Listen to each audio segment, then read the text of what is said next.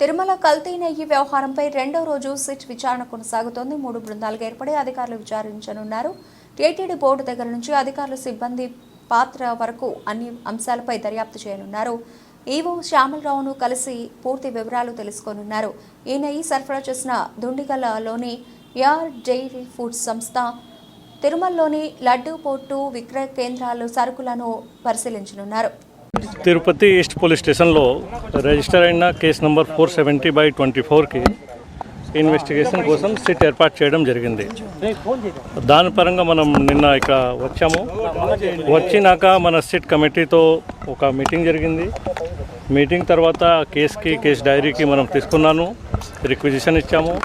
And the same time మన IO కూడా appointment చేశాము.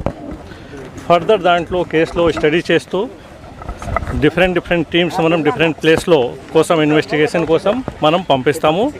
దానికోసం మన యాక్షన్ ప్లాన్ ఇప్పుడు మనం తయారు చేస్తున్నాను. సార్, ఏ ఆస్పెక్ట్స్ మీద ఈ సిట్ ప్రోబ్ ఉంటుంది? స్పెసిఫిక్ ఆస్పెక్ట్స్ మీరు ఏమైనా బ్రీఫ్ చేయగలరు? సిట్లో కంప్లైంట్ మనకేం వచ్చింది ఏఆర్ డైరీలో దాంట్లో కల్తీ నెయ్యి గురించి, దీని గురించి వేరియస్ ఆస్పెక్ట్లో అన్ని కోణాలతో ఏం జరిగింది, ఎలా జరిగింది మనం టీం ఫామ్ చేస్తూ ప్రతి ఒక్క సబ్జెక్ట్ మీద మనం దర్యాప్తు చేస్తాము.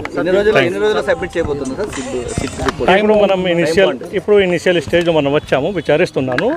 టైం టు టైం మీకు ఏం ఫర్దర్ ఇన్ఫర్మేషన్ ఉంటే మీకు ఇచ్చేస్తాము. Thank you. నేను చెప్పాను కదా, అన్ని కోణాల మీద మనం చేస్తాము, మాట్లాడతాము. ఓకే.